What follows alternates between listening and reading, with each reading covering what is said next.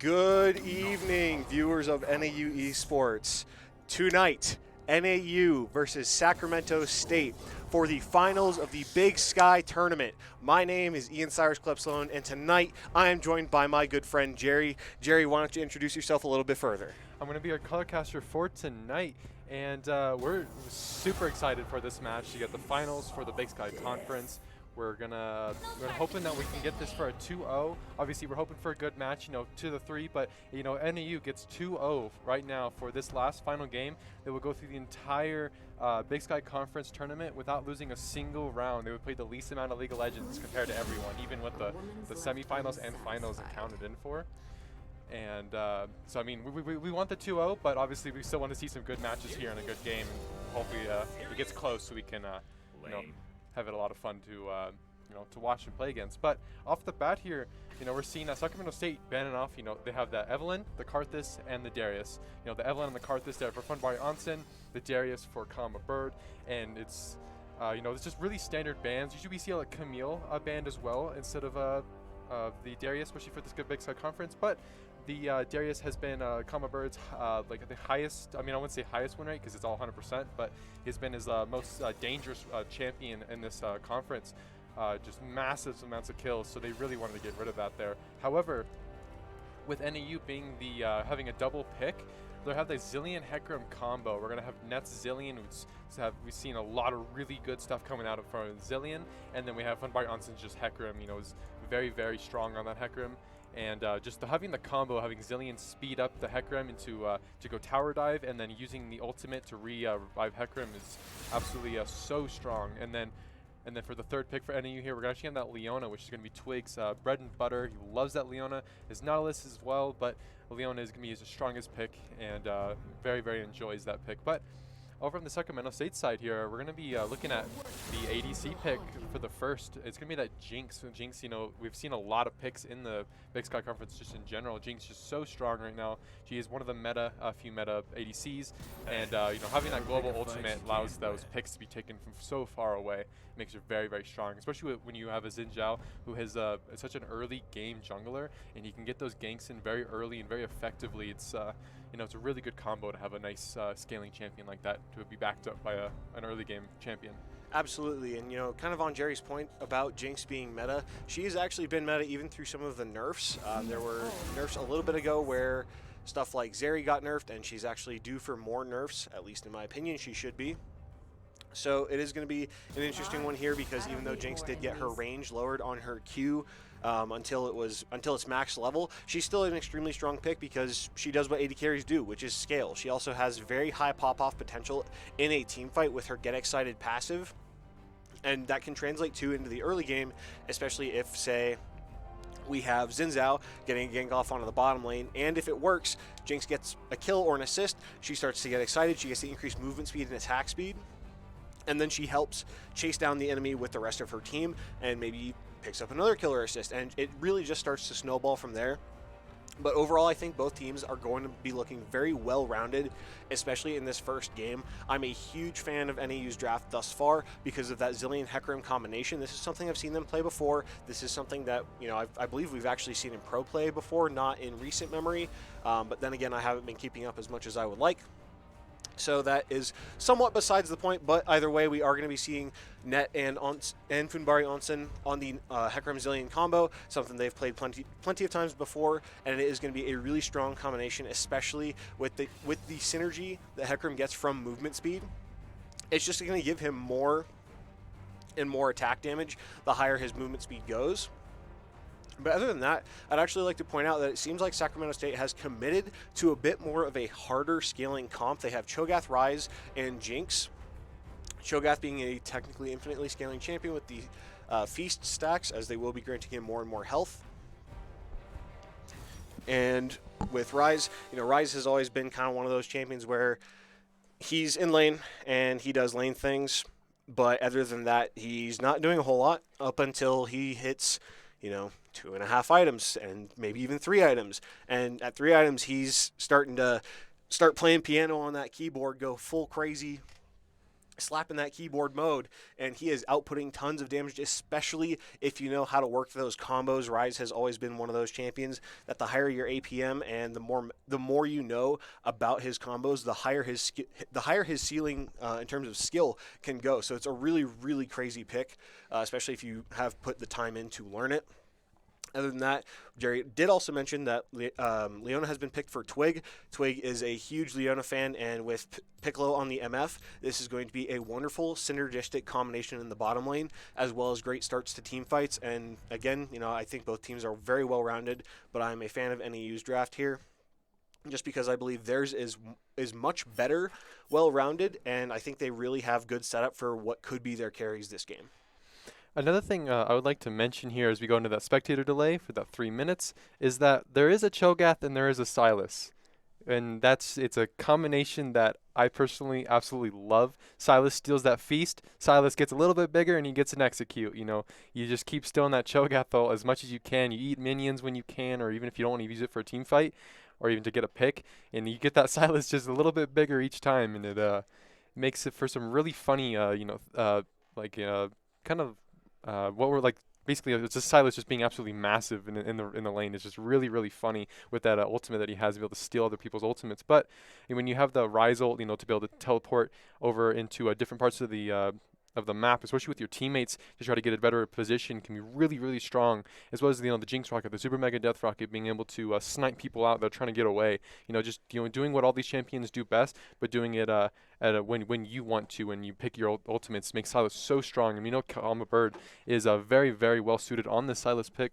He has played Silas quite a bit, and we've seen I think once or twice in the Big Sky Conference, but we have not seen it into such a tanky champion such as Cho'Gath. So as long as Kama Bird is missing those ruptures and those silences, those screams, he should be doing all right and be able to burst down the Cho'Gath pretty quickly.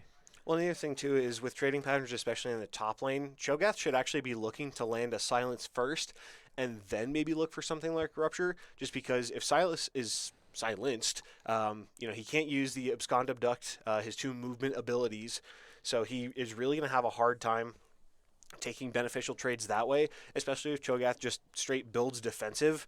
Kama Bird could have a really hard time in this top lane. The other thing that can kind of be noted in terms of concern is actually net in the mid lane pre-6.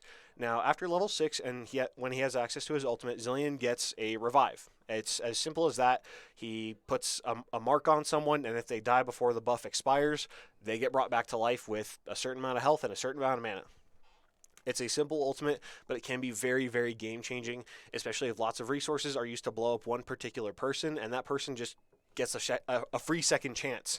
Well, not free, but you can kind of understand the gist of from there. A second chance at life is a second chance at winning the game, a team fight, whatever else you can think of, and especially onto somebody who's looking to go in like Hecarim or Silas. That can be just as big as something like Misfortune if she gets dove or caught out for whatever reason. But pre-6, as I was talking about earlier, Zilean is actually going to be very weak and very susceptible to ganks. But then again, I've seen Net play this one, so I'm not too terribly worried about his safety in lane. I know Net is a very self-aware player, and he is a very loud voice on the team.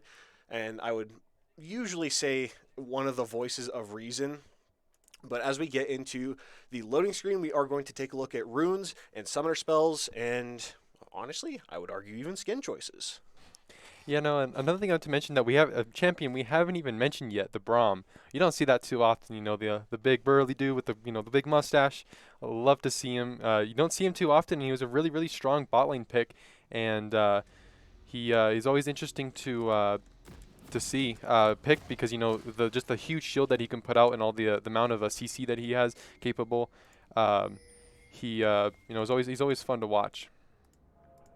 Absolutely. And Braum is actually going to be the response to Misfortune here, believe it or not, just because as soon as he throws that shield up, he can actually negate a lot of Piccolo's damage while only taking, some of it for himself as far as I'm aware the interaction goes. But it looks like both teams are going to start on a very kind of standard 5-point defensive sort of structure for Vision. Yeah, no, and off the bat, I don't really see anything in particular for runes. For rune choices here, it's pretty standard stuff. You have the top laners, with Silas with the Conqueror, just, the amount of damage that he can output for, within an area of effect, that Conqueror can get stacked very quickly, allowing him to heal a bit more on top of what he already can do. You have Cho'Gath with Grasp of the Undying there. Just infinitely scaling HP off of his ult. Why don't you just infinitely scale with, with your rune too? It's just pretty standard. Nothing really out of the ordinary. It's usually you see at least one thing out of the ordinary each game, but looks like they're both playing it pretty safe and pretty meta at least. Speaking of playing safe, it's actually going to be a late invade coming out from Sac State. Funbari Onsen going to take a blast cone over the wall to Wolves. Make sure he's going to get out safe on that one, and is actually just going to straight up start Wolves while Garrett, Venti, and Bamo are going to look to get a blue buff steal. Heckram is going to be able to finish Wolves, I believe. He should be able to get level 2 off of that as blue buff is kind of starting to tick down, and Fumbari Onsen isn't even going to need to smite. Garrett's are going to take an ignite, and tons of damage. First blood going out to NAU on to Misfortune. Twig having to flash away after being put down with the ignite. Bamo having to flash away after a failed invade. The only thing Sac State is getting out of this is a blue buff, and they are taking a loss of 2 deaths and 700 gold. NAU finding themselves a brilliant 1,000 gold lead start 2 minutes into the game. Yeah, I mean, you know, they took the blue buff, but what did it cost? They got out with the blue buff, might I add. Xin Zhao did get out with it, but they lost 1,000 gold for it. Absolutely massive for NAU. And they actually burned both of Brahm's summoner spells, meaning it's going to be harder for him to support and to be able to take off the kills with the ignite if they try to run away. Twig did use flash, but does have that hex flash available, and did use the summoner spell ignite as well. But with hex flash available, it doesn't really matter all that much. Hex flash can almost be a little more dangerous because it allows them to just want to go in all the time and use that spell as much as possible. But it looks like a level 2 gank here. Let's be very, very careful for NAU. Looks like he's just going to back off, though.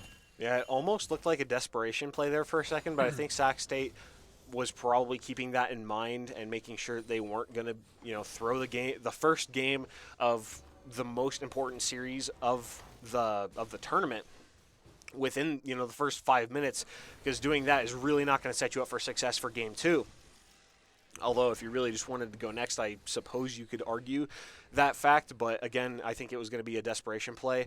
And the best part about it was, honestly, NAU got 2 kills, and they got both kills onto the champions they would love to have carry. Kama Bird, by the way, taking a nasty trade in the top lane, coming out super far ahead on Cho'Gath, although Justin is going to have some decent sustain due to Cho'Gath passive, as well as Doran's Shield and the health potion. So he's not going to be looking too distraught yet. He just needs to wait it out a little bit, kind of get some health back, maybe even some mana after last hitting some minions, and kind of focus on getting into the later stages of the game. Yeah, and also the big thing too is that Piccolo, the ADC, actually picked up that first blood, allowing him to get that pickaxe off the bat. Just first back, gets a pickaxe. It's going to have such a huge lane advantage over this Jinx for CSing as well as for damage. It's going to just allow him to just try to snowball into this, and they're really going to need help from Bamo there to try to get this, to try to get Piccolo behind, and so that Jinx can catch up a little bit with the amount of just the 25 AD that you get from that pickaxe. However, Net taking some damage though, some poke from XPNX there, but XPNX is going to be very, very low on mana now. It is going to have that tier at 72 stacks, but pretty soon when that mana does run out, XPNX is going to have to back, unless he might use it. There's have to be still very careful that Funbari Onsen does not come for the gank. However, Funbari Onsen actually going to back over in Bamo's jungle here. But, just seeing actually looking to get an aggressive invade. Both junglers having Conqueror proc now, but Fumbari Onsen is going to have the lead with the cooldowns. Kama Bird actually put under some pretty heavy pressure, getting a good heal off of the Kingslayer. Another positive trade for NAU. NAU's bot lane actually looking to go in. Twig dropping the Ignite onto Venti. Both flashes coming out from the 80 carries, rather, as Piccolo picks up 1 kill onto the Jinx. Now 2-0 for NAU and 0-2 for that Jinx. Garrett now hopelessly standing in the middle of the lane underneath his tower, kind of wondering what went wrong. It was that invade. But, I mean, we have a Bamo here coming in, looking for maybe some help. Piccolo is going to be very low on mana, but still has to be very, very careful because that Misfortune is still 2-0 and does have a sizable lead. And especially with Twig at full mana, I mean, Twig's just going to stand guard, and you're not going to be able to even touch that Misfortune with with that Leona still in the lane. Yeah, I mean, Leona's not going to have a ton of great disengage tools for herself, but as we can see, she's got great peel for the carry. Another Ignite being dropped, this time onto Twig, a Zenith Blade trying to get Twig out of the combat as best as he can, but Venti's going to be able to pick up the first kill for Sac State here. NAU still going to be ahead 2 gold. 200, oh my goodness, the nerves are getting to me. 2,000 gold, but Sac State is going to find themselves on the map for their first kill, and it is going to be on to their most important champion in that Jinx, which is going to be absolutely great to get her scaling into the later parts of the game. as is their objective with basically their entire comp. Some fancy footwork coming out from Justin. Colin Bird trying to take a very aggressive trade, taking a tower shot in the process, but none too worse for wear as he does have health potions and Kingslayer still. I like to mention that Akama Bird has more stacks than Cho'Gath does right now because he stole the ult and ate a minion immediately. And he really does. And now that Cho'Gath is finally going to hit 6, I hope he eats a minion of his own or maybe even calm a Bird. But Bird might actually look for the dive here. Lands the Abscond Abduct. A Feast is not going to deal anywhere near enough damage, and Calm a Bird is going to take a solo kill as well as his teammates taking Dragon across the map.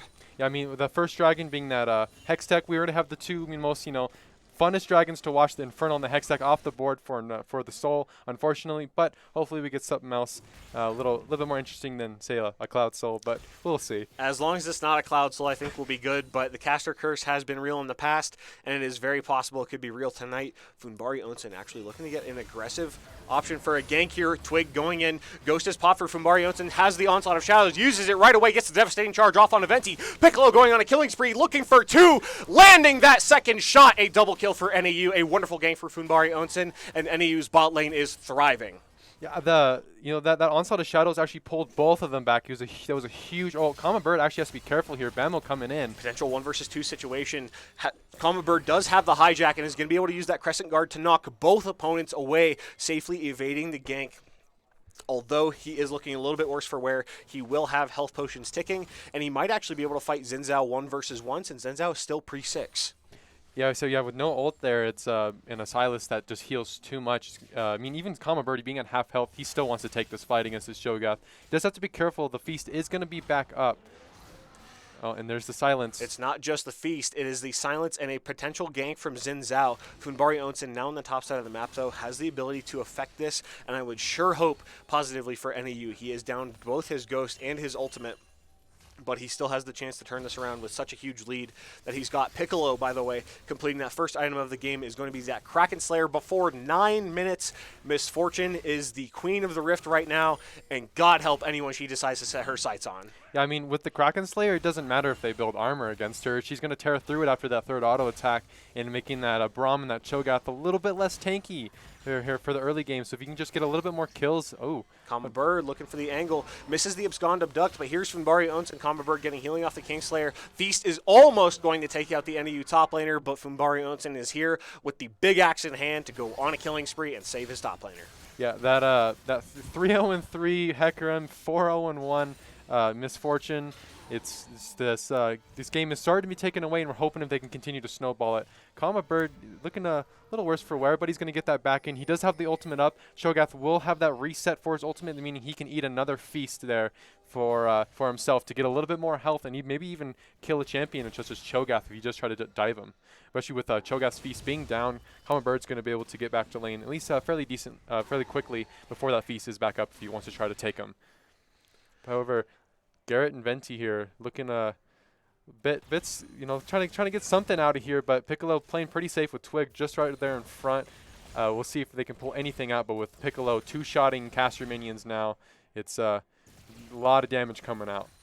Actually, not even boots built, just full damage. That's all they need. When you have a Leona just sitting in front of you, you don't need to walk away. Especially when you have Strut, the passive, it's going to give you enough movement speed that the damage is going to be a little bit more necessary than the speed. Especially when you have slow champions such as Braum and the Jinx.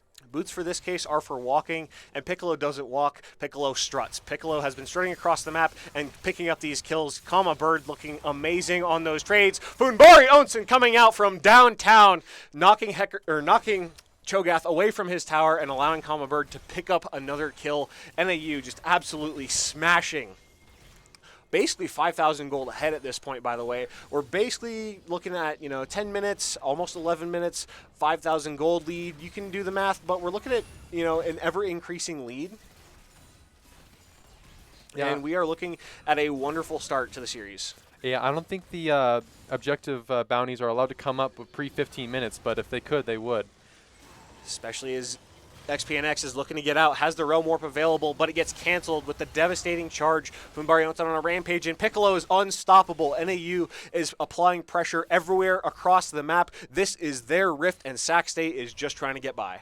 Yeah, I mean, they don't even need to give kills over to the Zillion. He's there to just speed up the Hecarim and be his personal support. I mean, everyone who needs kills has them, and it's just NAU is just trying to take this away as quickly as possible, and they're doing a very good job of it. That dragon is about to be up in about 15 seconds, and so they're gonna get some pressure on it. They're gonna try to push in that mid lane with that teleport from Ryze, and as 3 members of NAU are gonna walk down towards that dragon and try to secure some vision. Kama Bird trying to take a trade here. Going at it once again, just out healing, out damaging, outdoing Cho'Gath in every respect so far. He will have to be careful though. Cho'Gath is still going to be able to get some scaling done. He is going to be able to get 6 stacks from his feast off on minions and jungle creeps. More if he lands a feast onto a champion or an epic monster. But Kama Bird really doesn't mind here. He's actually going to take a pretty big trade with Bamo on the Xin Zhao and avoid the Rupture with some fancy footwork. He's got those Nikes on, and those Nikes are fitting him well. Yeah, actually, what's interesting is Bemo was actually going to trade the Rift Herald for the Dragon, but ended up stopping the Dragon to go gank Kama Bird. And Kama Bird is ganking Bamo in the river. Crescent Guard is going to be burned, knocking Kama Bird out. However, as Xin Zhao flashes back in, Kama Bird is still on a killing spree. Is now on a killing spree, rather. Xin Zhao unable to exist outside of his own jungle, and I'm willing to bet at some point outside of his own fountain is going to be in question. And then 3 turret plates already down on the bot lane there. So now as we go to 13 minutes, 1 turret plate for the top and mid respectively, and NAU is can't say it enough, but they're starting to take it away, and they're already nearing that 10,000 gold mark. And speaking of, it's going to be a bullet time stun combination from NAU's bottom lane. Burning the Braum's flash as well as his W is going to be a huge advantage for NAU on top of the already massive advantage they have, nearing 10,000 gold on that lead. Xin Zhao is here to try and make a play. Piccolo is actually going to be out of mana, which would have been the time to make the play for Sac State. But it's not going to be all that great anyway, just because Piccolo still has enough for the bullet rain, or for the bullet rain. And really doesn't have too much to worry about since Xin Zhao's just going to get slowed down. And she's actually going to pick up a Last Whisper on her back instead of boots again. I mean, Strut is just going to be carrying the lot of her movement speed for the moment. If she ever needs a movement speed steroid, she can actually get it from Zillion, which isn't going to be too huge a problem, considering the man can reset his own cooldowns except for his ultimate. But even then, Last Whisper is going to be huge here because Sac State is going to be building rather defensive on both Braum and Cho'Gath, and I would argue that even Xin Zhao and Ryze have options to do so, especially with Ryze having viability with Thimblewinter, a new tank item that is going to be a Tier of the Goddess item. Well, I say new, but it's been out for quite a while now. But either way, Piccolo is going to be having tons of damage, just going pure tank shredder, making sure that Sac State is going to have no chance to even achieve that tanky state. But Common Bird has to be very careful. Looks like he actually sniffed it out there of a gank, and he's going to back up a bit. That could have been very treacherous with Everfrost being down and the ultimate also being down because we saw that feast was taken, immediately used on a minion. He now has 3 feast stacks, might I add. He's getting, oh no, it's 4. My bad. And he's getting tanky. He's going for that AP tank. And it looks like we're going to have Fun by Onsen looking for a dive here. It does have that Onslaught of Shadows and the Ghost available. Net looking in for with the ultimate popped as well. Ghost popped, and the devastating charge is going to live up to its name. Funbari Onsen is unstoppable. Braum using the ultimate to pitiful effect. Funbari Onsen picking up a double kill, make that a double triple as he gets that first tower with Shelly number 1. NAU looking to grab that second charge off of the Rift Herald as they get a great invade off, stealing even more resources away from Sac State, and they're looking mid at this point. They should just be able to get this pushed in rather quick, especially since Piccolo and the Rift Herald down bottom are going to be able to take another tower in that bottom lane tier 2. It's going to be the first 2 towers of the game taken within moments of each other, and they're actually looking for a redive onto Venti. Solar Flare is going to force the flash out from the Jinx, and NAU won't be able to capitalize off the play, but they are still going to have a very aggressive stance throughout the rest of this game. And I'd like to mention, with that second tower going down for NAU, that marks the 10,000 gold mark. And there's the 16 minutes. We have 10,000 gold down with the objective bounties up. Funbari Onsen already done his job in bot lane. He got his laners fed. He took out the turrets. Now he's looking to go and take out his top side. And as we see some vision coming out from Net here, he's trying to find that Xin Zhao. But Kama Bird just you know, trying to get those feasts off. Looks like he actually has the feast again, but this time he's actually holding it, maybe looking to take out Cho'Gath with it and try to get some champion stacks instead of getting all those minion stacks, which he is about. He only has 2 more minion stacks available before he can no longer scale off of them. Yeah, at that point, he's basically going to hit kind of this soft wall. You know, as was previously mentioned, Cho'Gath Ultimate can only be used to grab up to 6 stacks from minions or monsters. The only exceptions to that being epic monsters and champions, which can theoretically stack infinitely. But even then, those champion kills are going to be hard to come by if you're on the side of Cho'Gath. Maybe not as hard to come by if you're on the side of Kama Bird, who is looking pretty beefy and large, might I say. Cho'Gath still looking kind of like a mosquito. Yeah, I mean, you know, it almost has a fully stacked tier though, so that's cool. He's getting there. You know, Kama Bird's almost 2 items ahead, but you know he's getting there.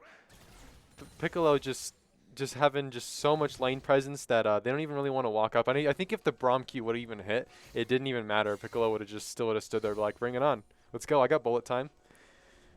But I mean, the Lord Dominic's Regard is actually even built too, just to further the amount of damage that she's going to do to those tanks is absolutely astronomical. But Kama Bird looking for it here. Soul point for NAU as Kama Bird looks to take the most aggressive trade he's seen this game. He's looking to maybe steal the feast, although it might be on cooldown. Not quite able to land any sort of finishing blow on Cho'Gath, leaving him at about half health. But as Jerry was mentioning, Piccolo has gotten that second item completed. It is going to be the Lord Dominic's Regards, further empowering that tank shredding, especially as the tanks on the side of Sac State are going to be taking tons of damage as NAU goes in. Fumbari Onsen is godlike. Twig is caught out 1 versus 2, but Net is here to save the day. Does not need the ultimate as Kama Bird goes in on the top lane, going on a rampage. Fumbari Onsen might be looking for more. Zillion still has ultimate. Leona actually got out of there relatively safe. Yeah, even without the Zillion ult. But I like to mention that Kama Bird actually ate Cho'Gath with his own ult, too. So he actually he waited for that cooldown to go down so he could still re-steal the feast and actually ate him with it. So now he's going to be sitting at about 6 stacks on that, and 5 of those are minions with 1 champion. Kama Bird, even bigger than the Cho'Gath in size and in health. It's looking very, very, very big. As well as Hecarim now 7-0, might I add, with the Trinity Force as well as the Frozen Heart, very, very tanky. And I mean, with the majority of their damage coming from the from AD side, you know, that Frozen Heart's going to do absolutely wonders with Jinx really just in Xin Zhao just really being that main damage from them. Absolutely. NAU, by the way, looking at the gold lead right now, we are going to be at about 12,000 gold, and it was going to be a Cloud Soul, the dreaded soul of the game. But I suppose the silver lining here is at least it buffs Hecarim even further. Yeah, I know with that extra speed boost stuff in the jungle, it's being caught out in your jungle makes it even that much more dangerous because Hecarim gets more damage just being in any part of the jungle. So it's makes it that much better for him. So it is a good soul for him, but that's really about it though. The ability haste is nice for for Silas, for Kama Bird, but it's really not that much to make a huge difference. Well, it's actually going to be the out-of-combat movement speed that did get changed with, I believe, the removal of Chemtech Dragon. So it's, actually even more beneficial to Hecarim and less beneficial to anyone else except maybe Misfortune, just because Strut does also rely on being out of combat to get that movement speed. But those Cloud Zones in particular are actually going to be really great places for NAU to fight around if they choose to take fights there. I mean, let's be honest, they could take fights wherever the hell they wanted. But the Cloud Rift zones are going to be even nicer for them to do so because Hecarim will get de facto movement speed, which means he's going to get guaranteed bonus attack damage off of that movement speed, and that just gets accelerated even further with his engages as long as NAU has the advantage on dragons here. They are already on soul point. They're actually starting that Baron up. I mean, I don't see any reason why they shouldn't. Misfortune 5-0 and Hecarim 7-0. It's if Kama Bird and then Twig, they're going to hold the front line for them. It's there's really no reason why they can't take it. They're shredding it pretty quickly. And looks like actually the Super Mega Death Rocket was actually thrown out as and it did a bit of damage to help him leash the Baron, but it was the Baron was still about half health when that Super Mega Death Rocket did hit. So nothing really super close and at least scary for NAU for that Baron to be stolen. Yeah, I mean, but It would have been really scary, but was it a realistic thing to have happen at all? Yeah, the Jinx Mega Death Rocket could have done the deed, but as you said, it was going to hit that Baron around half HP, and NAU is going to rush mid as 5. They have the inspiration for their minions with that Baron buff. And Kama Bird is ready to start clearing the waves with the help of his team, and they're just looking for blood at this point. Zap is going to slow down Twig, but only momentarily, as NAU starts the siege on Sac State's front doors. Cho'Gath is going to get a rupture on Kama Bird, and Funbari Onsen is just going to take a more aggressive stance as he has the entire game. First inhibitor tower is going to go down first, and possibly only inhibitor is going to go down. NAU just kind of waiting on another menu wave to come in, as they do have a bunch of wave clear on the side of Sac State, and that's going to take a little bit of poke and return. But with the advantages that NAU has, levels, items, etc., it's really not going to matter all too much, and Net's just going to kind of sit in the back line. And Ghost is popped! Devastating charge goes into the back line with the onslaught of shadows. Piccolo is dominating with the bullet time. Hecarim and Leona picking up kills of their own. Nexus towers are tickling NAU as a double kill is picked up for both Hecarim and Misfortune. It is also going to be the double Nexus towers, and the Nexus for Game 1 will be following shortly, as NAU is going to secure Game 1 for themselves, setting themselves ready to take the series home with a second game, maybe take it to Game 3 if Sac State turns it around. We'll be back in just a few minutes with more action for you guys. Yeah, I mean, just like off the bat, that's 16,000 gold here. 1 kill to 21. They didn't even need the soul, which was actually available, but, you know, with the Hecarim 9-0, he just dives under the tower, takes both double tower shots, and is able to just go in for free, especially when you have the net on the Zillion being able to get that ultimate off. It really did not matter, and they're just really just dove their whole team 5 versus 5 under the tower, just the last little bit of BM, and, you know, try to really show them what it's all about. And, you know, they're trying to get their 2-0. They want that full just sweep for the whole series, and they want it bad. Absolutely. The get out of jail free card really going to be a key player in that last fight, if you really want to call it that. But as we are going to be finishing up the Game 1 victory screen here, we'll be going to a quick intermission, and we'll be back soon with Game 2, possibly the final game for the night, despite the first one finishing relatively quickly.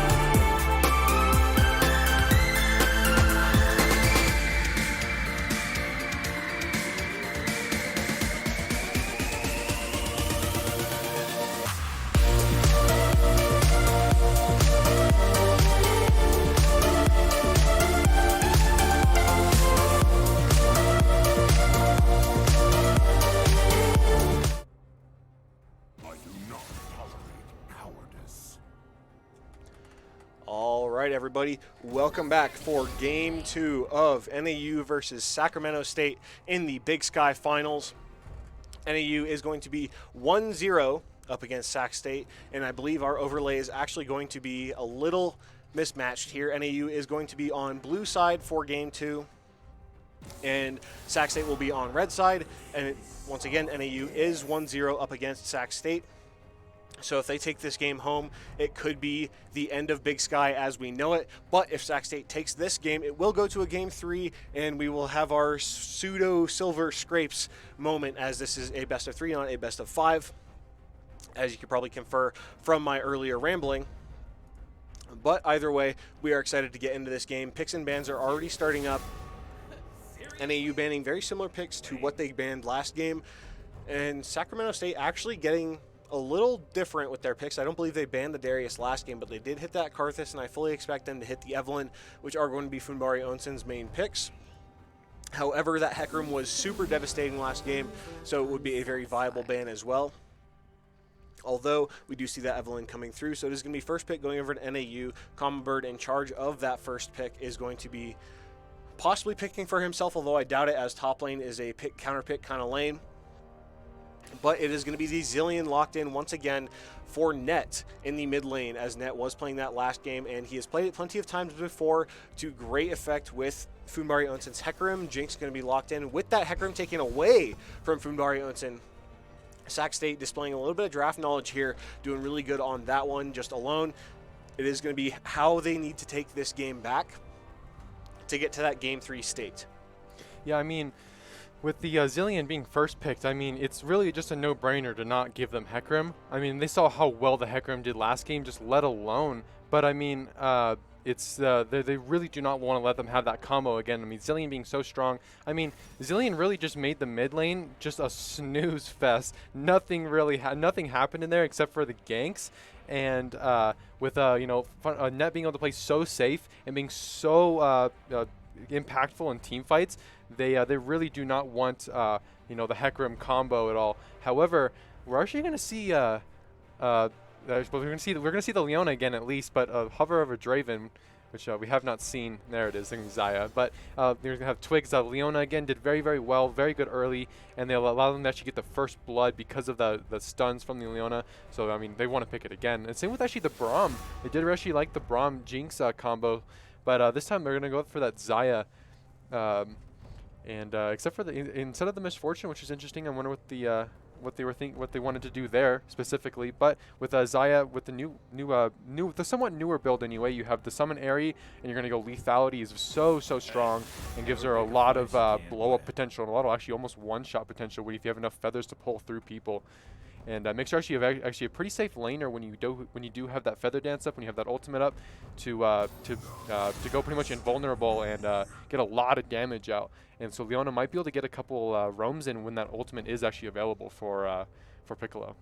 Yeah, I mean, Piccolo is going to have to play pretty safe if Twig chooses to do that. But it shouldn't be the worst thing in the world as long as NAU is communicating about Piccolo's summoner spell timers as well as ultimate.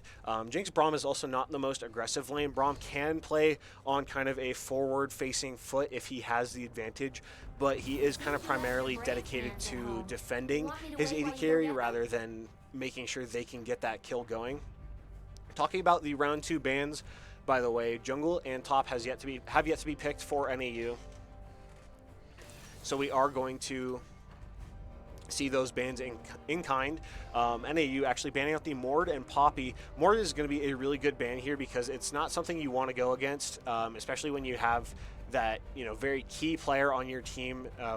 Death Realm is going to force a QSS tax, which, while not being the worst thing in the world, isn't necessarily the best thing either, just because all it takes is Mord to be in range of your carry, and you can just kind of pop them off into the next realm and take them out of the fight for a little bit into a 1v1 with Mordekaiser, where he oftentimes will have the advantage as he does steal stats in there. But as he is banned, it is going to be largely irrelevant. Gwen going to be locked in for NAU, with Galio being locked in by Venti. I believe that should be Galio mid.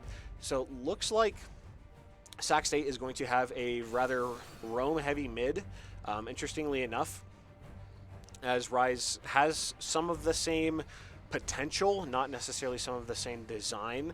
Galio is going to be much heavier investment into roaming and pushing lanes, and also a lot better into Net's Zillion here in terms of pushing that lane out because of the Winds of War and passive combination that allow him to deal so much area of effect damage.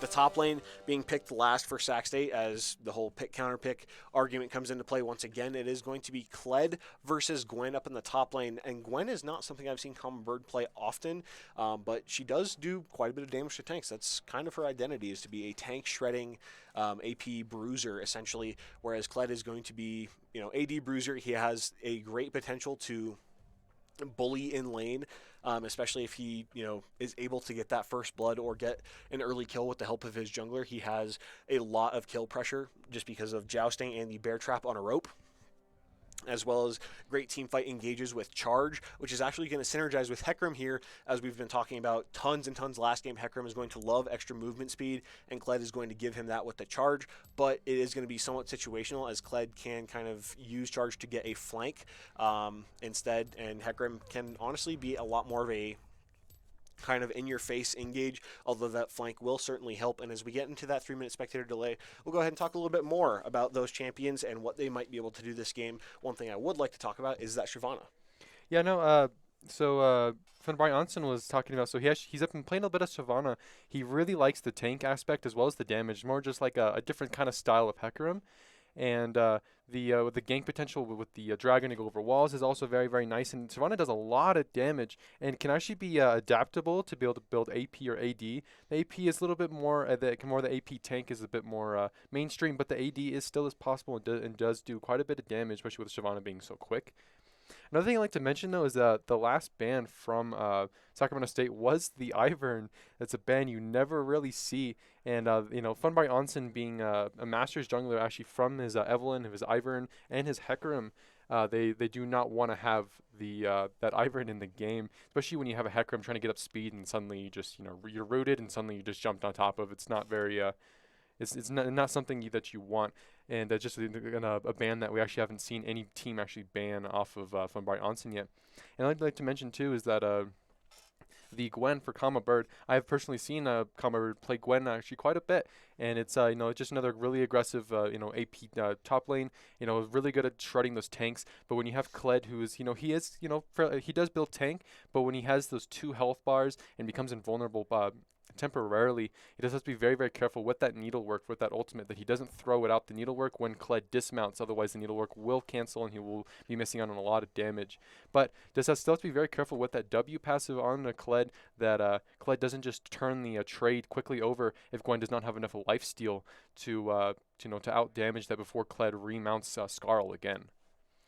Yeah, I mean, it can definitely fall in the favor of Kled if Gwen is not playing it smart. But honestly, I would argue that, with Needlework, if you're starting your first cast of Needlework as Kled is dismounting, you're not losing out on a lot of damage. You're actually just losing out more so on the slow portion of it. It's if you miss the third cast of Needlework when Gwen throws, I believe, 5 or 7 needles. I believe it's 5.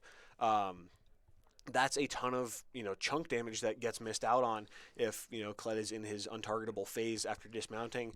But Kama Bird has shown some pretty good mechanics, so I'm not all too worried about it. The only thing I would be worried about is if Hecarim is going to camp top lane and Kama Bird gets kind of put behind there, maybe suffers from a little bit of tilt.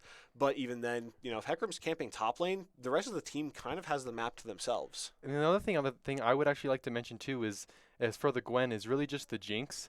Jinx rockets going across the map, getting him sniped. It's something that he seems to be good at, and so being sniped by Jinx rockets is another thing he needs to be very, very careful of. Because we have seen some pretty funny situations with the Jinx and the Super Mega Death Rocket. Like another thing to add, but but Gwen being a pretty safe top laner just in general, having a bit of speed as well as having that the Hollowed Mist to be able to negate any damage that is not inside her own circle is so strong. So when the gank does come up, Hollowed Mist comes up, and then you're gonna have pretty much just a free way out. But off the bat here, looking at the summoner spells as well as the runes choices, we're looking at some pretty interesting things here. So off the bat, once we switch the overlay. Um, it's gonna Kama Bird is actually gonna bring the exhaust teleport. I have personally have seen Kama Bird take teleport ignite, but with Kled, having dismount, the ignite might be wasted once Kled dismounts. So having exhaust to allow a Kama Bird to actually re-catch up to Kled when that dismount happens is more than likely what that exhaust is going to be used for there. Well, an exhaust brings so much other value than just a 1 versus 1. If somebody gets fed on the side of Sac State, be it Bamo or Venti, if Kama Bird gets close enough to them, he can cut their damage by, I believe it's 35% with the exhaust. We can actually just go ahead and check that real quick. And it is going to be 40%. And while it is only going to be 3 seconds, 3 seconds can be an eternity in a team fight. It really can just completely shift the course of what's going on. A bit of dance-off, sort of, going on in the top lane. Another thing too is, even just a second of cut damage can really be the difference between life and death, especially when you have lifesteal. So especially someone like a Hecarim or even a Jinx, just having that not enough lifesteal to gift that kill is can be detrimental. But 3 seconds of it is a very, very long time in League. That's a Morgana stun. It's can be very, very scary, and especially when you're slowed and allows the team just to re-catch up. But, off the bat, I like to mention, too, Galio with the Predator, with Net being able to speed himself up, having that Predator to re-catch up can be very nice, as well as having the roams, being able to use the ultimate to get down, as well as the Predator to re-catch up, and for the ganks can be very, very nice as well. Absolutely, and Predator is going to be fine on Galio, but the interesting thing here is that Galio actually started boots refillable, meaning he should have had, if I did the math right in my head, an extra 50 gold from his spawn gold, which isn't usually what you want to have happen. But if it works, it works. I imagine XPNX is going to be looking to get some ganks from Bamo here on the Hecarim, especially because Net is going to be somewhat immobile on the Zillion, but he does also have plenty of slows and speed-ups on his own. A potential skirmish breaking out between the junglers. Bamo looking to invade Funbari Onsen here on the Shyvana. Shyvana, being a bit more of a farming jungler, is going to suck in this situation because she relies on level 6 for a lot of her power. And it doesn't look like the skirmish will actually happen, but it still does delay Funbari Onsen's actual clear timers, despite him actually being ahead in CS. It does delay the clear timers a bit, but Hecarim still did waste a lot of time just to cancel the Raptors and then walk straight back up to his. So it's you take some and you give some, is really what it is. But actually XPNX actually dodging that second Zillion bomb with the charge there. But looks like Funbari Onsen's actually going to be finishing up that full clear actually a bit faster than Hecarim there, especially with that Hecarim wasting a lot of time just to really get nothing out of it, especially when Twig was coming up. But we could see an early level 4 gank from Funbari Onsen if he decides not to back, and if he does have that smite up to heal enough, with bot lane actually being pushed up so far. Well, I think pre-6, Funbari Onsen's best option for a gank is probably going to be bot lane. Shyvana doesn't have very strong ganks early. She is one of those junglers that is going to rely very heavily on setup from her laners to get those pre-6 ganks off, and is more reliant on taking stuff like skirmishes where the enemy is going to be coming toward her rather than the opposite scenario, really. Twig actually looking to go in. The Flame Chomper's going down, blocking Twig's exit. Forced to flash as the concussive blows are actually going to stun the Leona, but Garrett forced to flash on his own, taking a little bit too much damage from those feather daggers that Xayah is throwing out with absolute precision.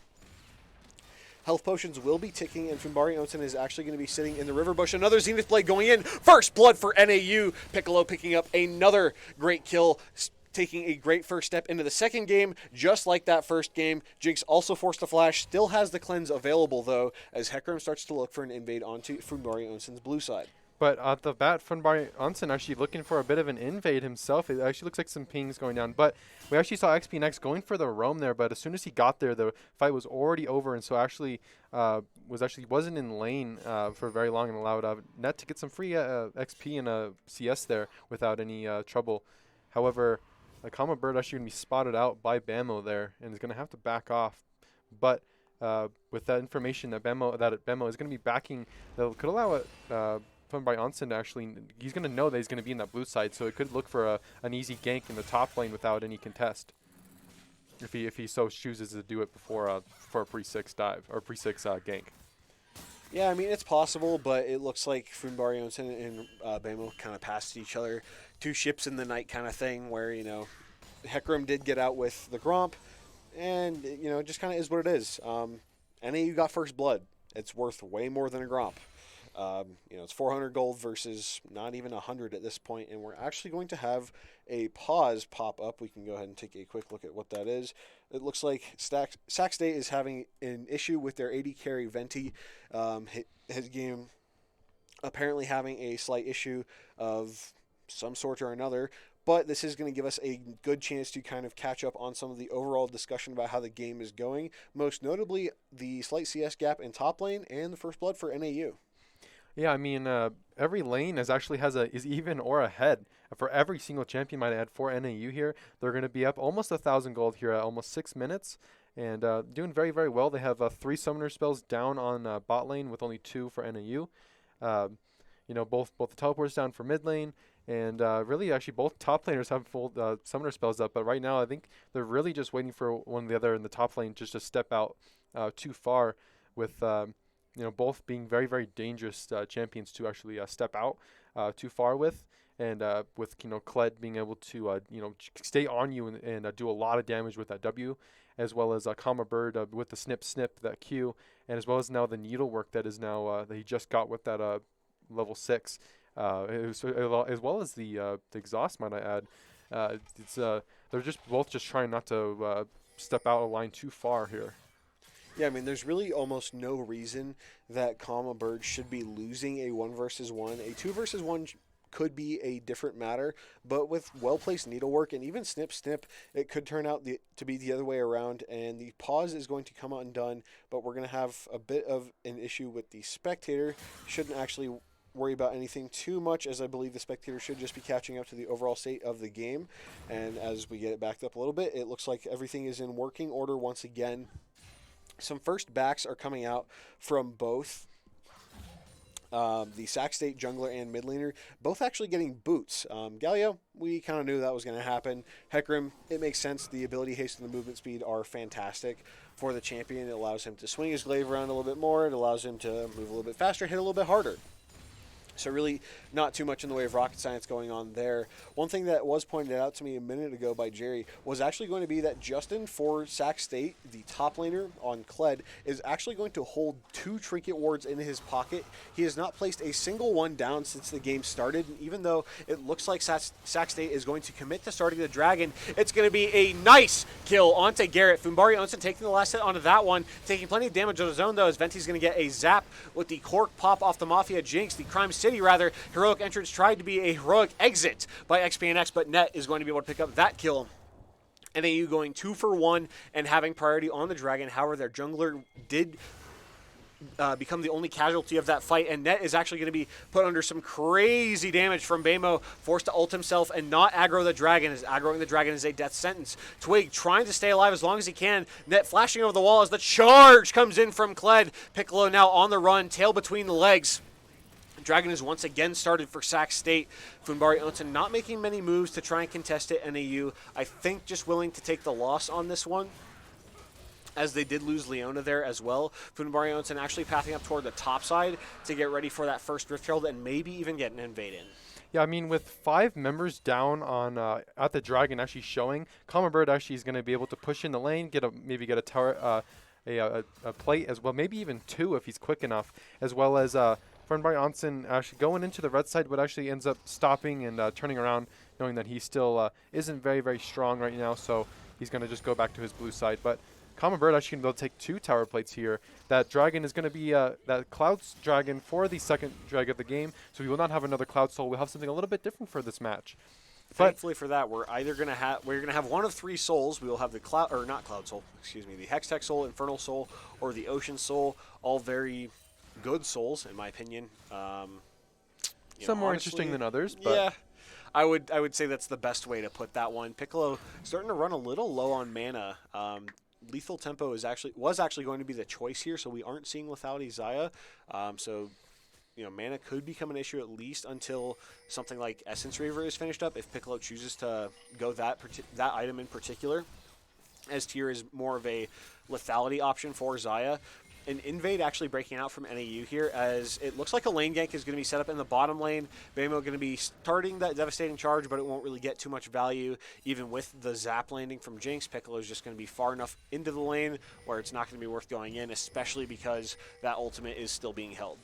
Actually, XPNX's War is actually going to spot Funbari Onsen out onto those Raptors, but nothing's going to happen with it, especially with Net. It's kind of standing bodyguard there with the stun available. And Kama Bird going to have to try to catch this wave without actually losing any CS under the turret, while Kled is just going to get a free back here. Potential duel of the junglers. Devastating charge going to be put on Funbari Onsen. A beautiful unstoppable coming out with the Dragon Transformation. XPNX unable to land a meaningful bit of crowd control. Net trying to do what he can, actually picking up a kill onto XPNX as Sac State's bot lane is finally present. The Solar Flare is not available for Twig being level 5, but the Zenith Blade will fall a little bit short, meaning there will be no further bloodshed, at least for the moment.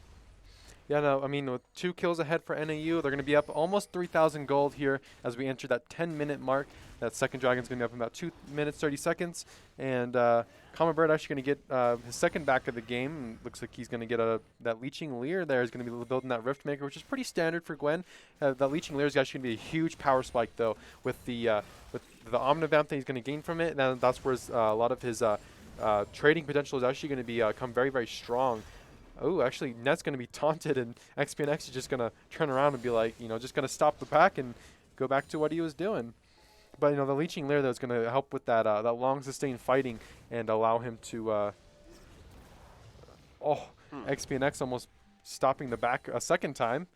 But it did end up taking 2 tower shots for it. Yeah, I can't say that's got to be worth it in, any scenario. Yeah. Galio does have refillable potions, but that's going to get you about 250 HP, I believe. Bamo is going to be present to help cover, but, really the trade-off there was a good chunk of HP, not even just some, for Net's teleport, which is a valuable tool to have expended, but it's also pre-14 minutes. It's not like Net's going to be teleporting anywhere else other than his tower and maybe bot side tower anytime soon. Actually, a nice stun coming off. Actually going to make Galio miss 1 CS for the stun. Very cool out of the 2. But, I mean, the bot lane's a little bit less so of a stomp, and actually less kills actually going down. Sac State actually playing a bit more defensive and not as much damage coming out from the Misfortune compared to the Xayah. And Xayah does need to get an item before all that damage really comes out. And especially with the strut not available for Xayah having that extra movement speed and attack speed, it's the kills don't come out as nearly as quick. Yeah, I mean, it's kind of a tricky situation, but getting your Berserker booties, I would say Nikes, but attack speed boots don't really fit the description in my opinion.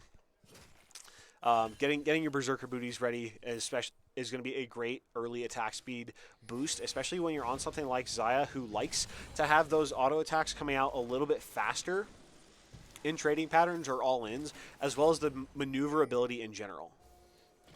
Yeah, and we're actually seeing Net actually shoving XPNX out of lane. He's actually going to be 2-0 and on that Zillion, so he's going to be having a lot of damage. But I like to mention, like I was mentioning before, Shyvana can go AP and AD, and looks like Funbari Onsen is going to be going that AD build, especially when you have a mid laner and a top laner who are AP. The AD build is going to be a very, very good choice, so you don't have too much AP going down. And that Bork, that Blade of the Ruined King, is going to be a very, very good item to start with the lifesteal. Actually, 1 day before it's going to be nerfed here, and as well as just having that nice, good trade potential. However, all in potentially coming out. Bamo popping the Ghost. Hollowed Mist being used by Kama Bird gets dissipated, and Bamo finds no value out of the Ghost. No devastating charge, no onslaught of shadows. Kama Bird just said, "Be gone," or rather, "I'm be gone. You just kind of walk away." Yeah, actually, Funbari Onsen was actually there as well for the counter gank anyway. So I mean, with the dragon available, Kama Bird was actually it was actually better for Sacramento State to actually back off there, and because for sure Hecarim and Kled were going to die under tower if they did try to dive Comma Bird, especially with Funbari Onsen there. But another game has been paused. No messages has popped up, so I'm assuming it might be some of the same problems with the Venti having a little bit of internet issues. So computer problems this time. Computer problems, okay. But need to switch out the potatoes powering the machine. Yeah, be like that sometimes though. But I mean, NAU is still having those 2 kills up. They're actually going to be, they're actually going to have that over 2,000 gold now, extending the CS lead that they do have over actually every single lane, which is quite nice. And with so the only really completed item that's actually going to be Funbari Onsen there, which is actually interesting because he has actually the least amount of CS on at least for the side of NAU.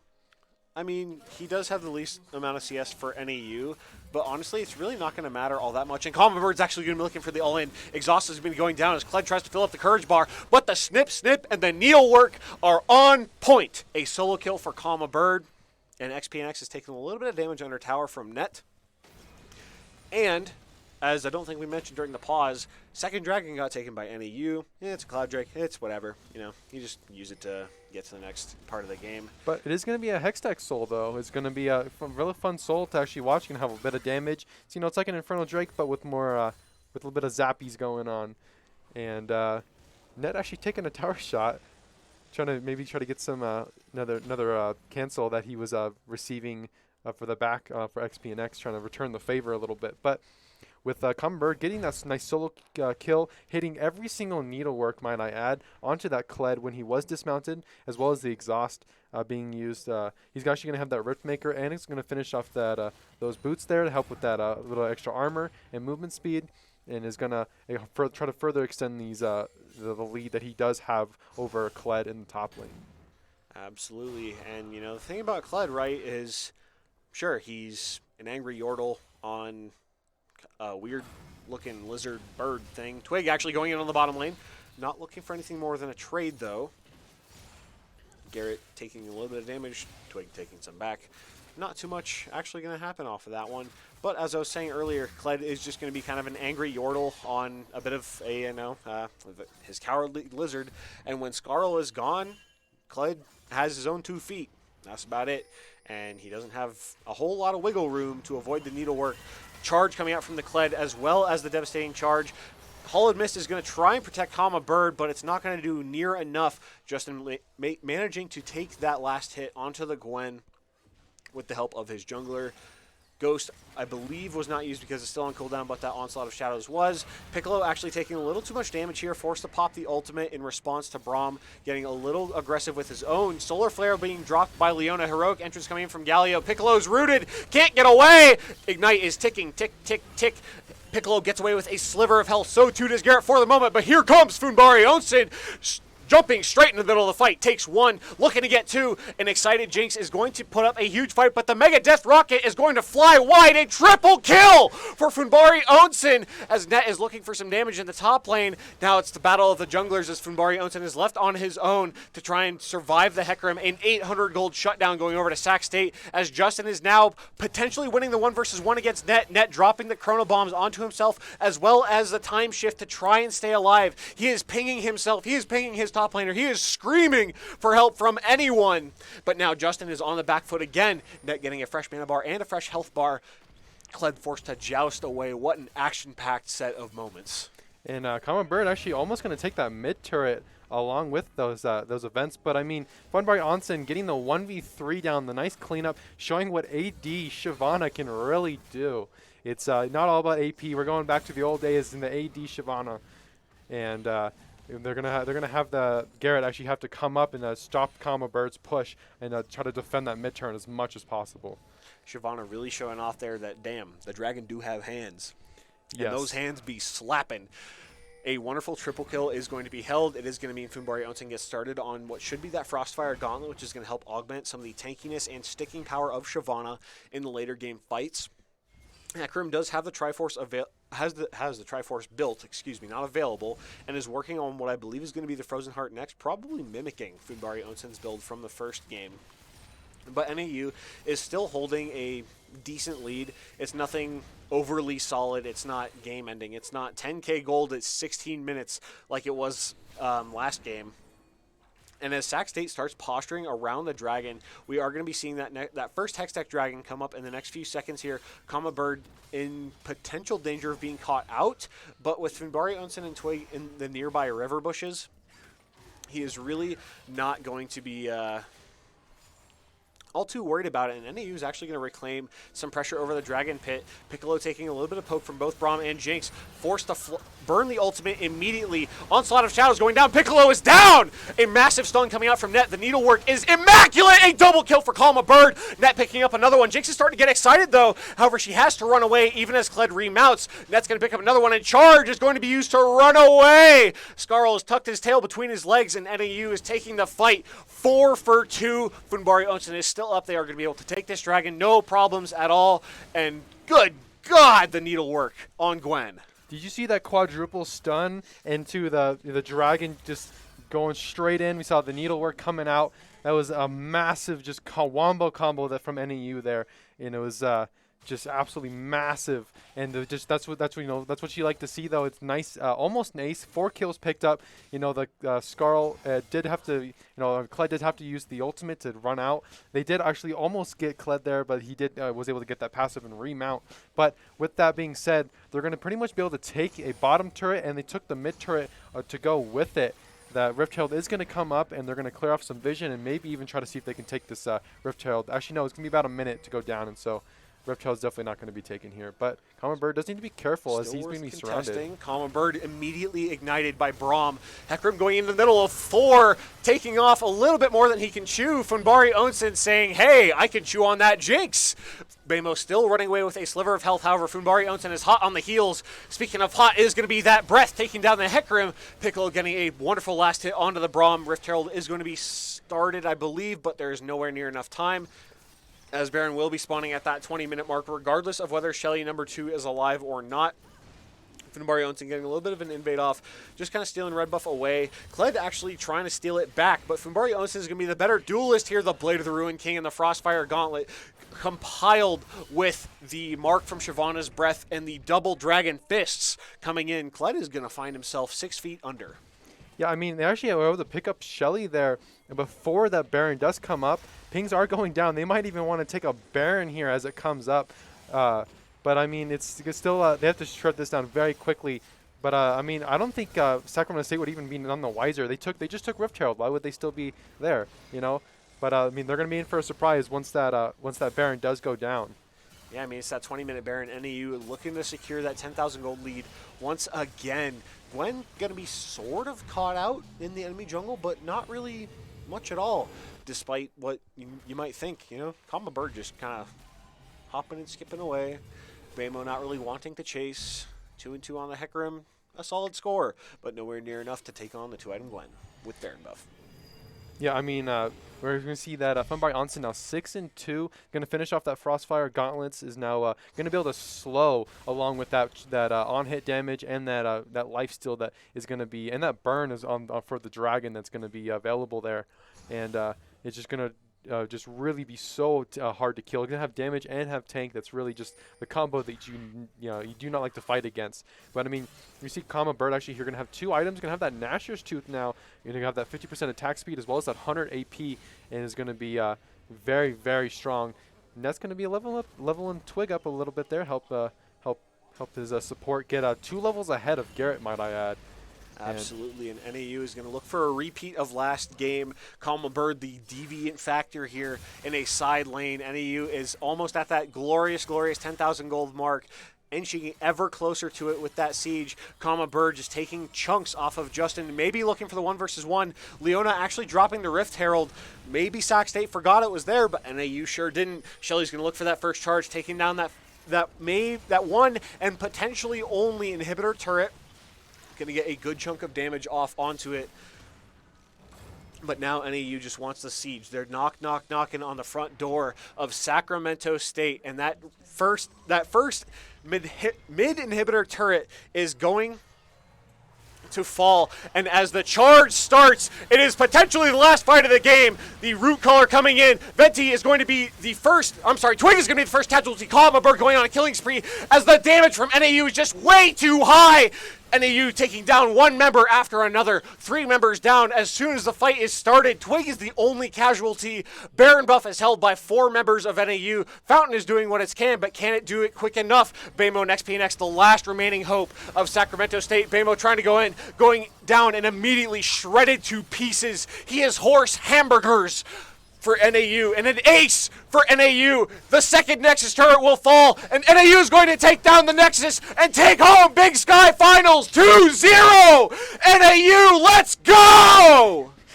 Yeah, I mean, NAU taking home the entire Big Sky Conference without a single round loss, and just absolutely massive 2-0 every single time they went up against another team. And they were able to actually get their 10,000 gold mark even after not a huge of a start as first game, but just showing off. Just it didn't even matter. 23-minute game, still still actually pretty average for all their games for this entire Big Sky Conference. Is about 20 minutes for all their games, and just really just showing that Sacramento State is not even going to get a foot in the door for the final round here. Sacramento State actually, I like to mention the last time we went against them, they told us that we are going to get 0-2'd, and we just brought it right back in the finals, the most important round, just for a 2-0, absolute sweep both rounds, and make them almost eat their words. Oh, they didn't make them eat it. They served it on a silver platter and slammed it into Sac State's face. NAU, first place in the Big Sky tournament. They have done immaculate work, and they have taken it home for themselves. They've taken home the gold. They are reaping the rewards of their hard work, and by God, does it feel good to see it come true. Yeah, no, now being on the cast every single match of this tournament, it's actually great to see them do so well and just absolutely stomp every single team. And it's been really, really enjoyable to cast. It has been a wonderful pleasure. I have not been able to cast NAU games as often as I am no longer a student within NAU, but I still love this club. I still love this group of players, and I love supporting them. They have done such great work, and I have seen them work so hard throughout these last couple of semesters. Well, especially while I've been on campus, it is wonderful, again, to see the fruits of their labors come to such a massive culmination. And it is frankly fantastic. I am at a genuine loss for words. I keep repeating myself and repeating myself and repeating myself, but no amount of words can express how proud I am of this team. They have done amazing work, and they deserve it all. And I think Ian summed that up pretty good. And we're going to go into the NAU win victory screen here in a moment. We'd like to thank you guys for listening to us cast, as well as we enjoy doing this. And I'd like to thank you guys for coming and watching us and watching NAU get their full sweep, perfect game through the whole Big Sky Conference. And that's going to be Jerry going to be signing off. And once again, my name has been Ian Cyrus Klepp Sloan. It has been a pleasure to cast the games tonight, and we are going to go celebrate with the team. Everyone, please stick around for just a few minutes longer to enjoy that sweet, sweet victory screen and have a wonderful rest of your night. I know I sure as hell will.